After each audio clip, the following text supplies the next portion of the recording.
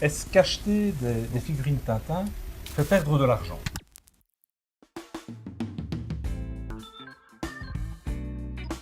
Allez, nous voilà sur Tatino Geek. On a lancé un sujet un peu polémique, hein, Juan. Est-ce qu'acheter des figurines Tintin fait perdre de l'argent? On a contacté un de nos amis, Romain, qui est, avec Maud, avec sa compagne, le fondateur de Figurine Family. Figurine Family, qui a gentiment accepté de répondre à nos questions. Vous allez avoir l'occasion de l'entendre tout au long de cette petite capsule.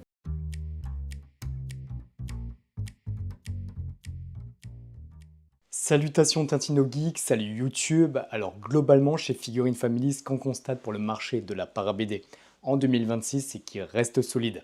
Même si nous sommes loin de l'explosion des cotes que l'on a connues sous la période Covid, avec parfois des prix complètement délirants, mais ça reste solide tout de même. Maintenant c'est à nuancer, on constate qu'il y a certains fabricants, certaines licences qui se portent mieux que d'autres. Je dirais que sur certaines pièces, effectivement, on perd de l'argent. Il faut bien le dire, il y a quand même de fameuses différences quant au retour, on va dire, allez, au retour sur investissement.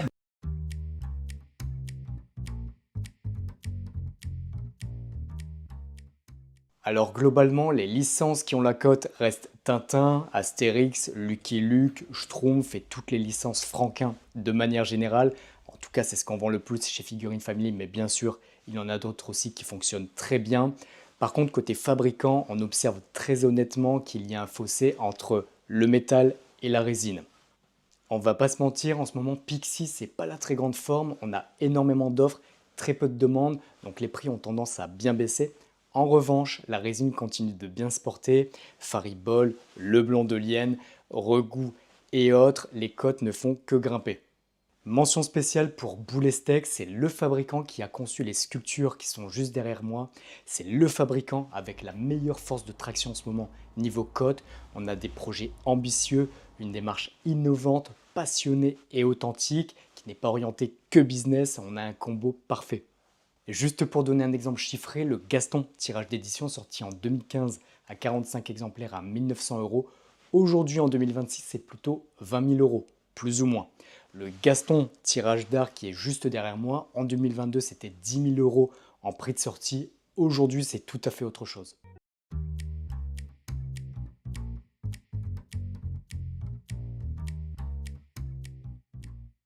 Alors à ce constat, on pourrait mettre plusieurs hypothèses. Déjà, il n'y a plus de nouveaux albums de Tintin. Donc c'est vrai que pour entretenir l'engouement, c'est plus compliqué, contrairement à certaines licences qui cartonnent à ce niveau. On pense bien sûr à Astérix et Lucky Luke, avec des campagnes marketing bien ficelées, voire même des sorties innovantes sur les plateformes de visionnage comme Netflix ou Disney sont vraiment très forts à ce niveau. Alors bien sûr, on sait tous, c'était la volonté de RG, on la respecte et c'est très bien comme ça, mais c'est vrai que ça n'aide pas malheureusement.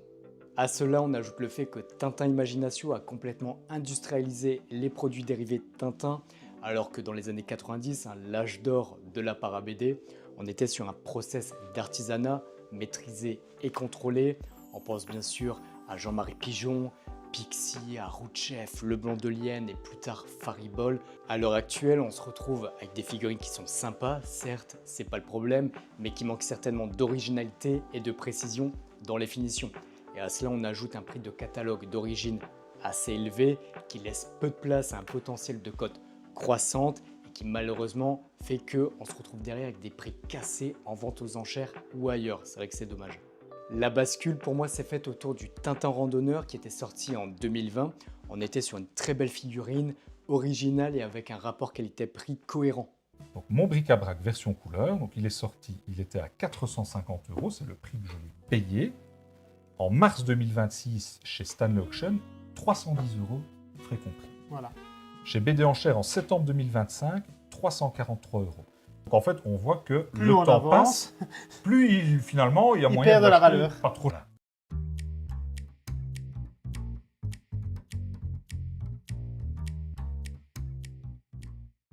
Question très intéressante. Alors je pense qu'il faut nuancer la réponse.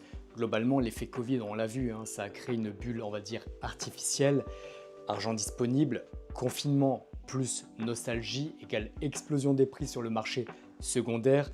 Et c'est vrai aussi pour d'autres marchés, on va dire passion sous le Covid, comme les montres ou encore les cartes Pokémon. La correction était inévitable et saine, donc je pense que c'est une bonne nouvelle pour les nouveaux collectionneurs qui arrivent et qui peuvent s'offrir de belles pièces sans surenchère. Par contre, les collectionneurs qui ont plutôt acheté sous la période Covid avec une logique de placement, je pense que le retour à la normale, là malheureusement, peut faire mal. Maintenant, comme on le dit à nos collectionneurs, ça reste un marché de niche et donc par définition un univers cyclique. On aura l'occasion de donner la parole, on l'a fait hein, à Romain, voilà, la figurine family, lui il vit de ça, Oui. donc il aura un regard aussi de commerçant, Différent un de nous. regard d'expert, différent de nous, il complétera peut-être ce qu'on a dit.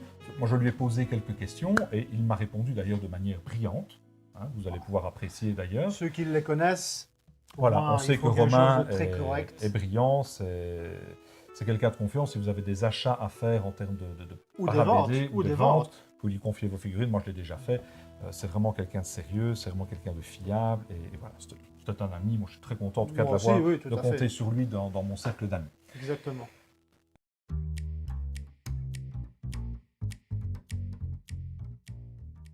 Alors, question très intéressante et en même temps épineuse. Et justement, dans cette capsule, j'aimerais peut-être faire passer un message. Je remarque qu'il y a beaucoup de collectionneurs qui crient au scandale lorsqu'on parle de patrimoine, d'investissement. Mais pour moi, c'est juste humain et normal, tout simplement, d'acheter une figurine et de se demander est-ce qu'elle prendra de la valeur. Et voire même, en cas de coup dur, est-ce que justement je pourrais en récupérer mon prix d'achat, voire même plus. Pour moi, ça, c'est tout à fait normal. Et donc, petite précision par rapport à ça. Maintenant, pour revenir à la question, le conseil que je donnerais, c'est que la motivation première, ça doit toujours être la passion. Faites-vous plaisir, achetez coup de cœur, ressentez le petit truc à l'intérieur de vous lorsque vous envisagez de faire un achat. Maintenant, si votre but c'est justement de sécuriser cet achat, alors je vous déconseillerais malheureusement de vous tourner vers les nouveautés Tintin Imaginatio. Essayez de prioriser les belles figurines qui ont été faites durant les années 90, 2000, l'âge d'or de la para-BD. Maintenant, il y a toujours des licences et fabricants qui fonctionnent mieux que d'autres. Donc pour conclure, le meilleur conseil que je puisse vous donner, c'est de croiser les avis des uns et des autres et de vous appuyer dans un même temps sur l'expertise des professionnels qui suivent et connaissent le marché depuis de nombreuses années. Donc n'hésitez pas si vous avez besoin.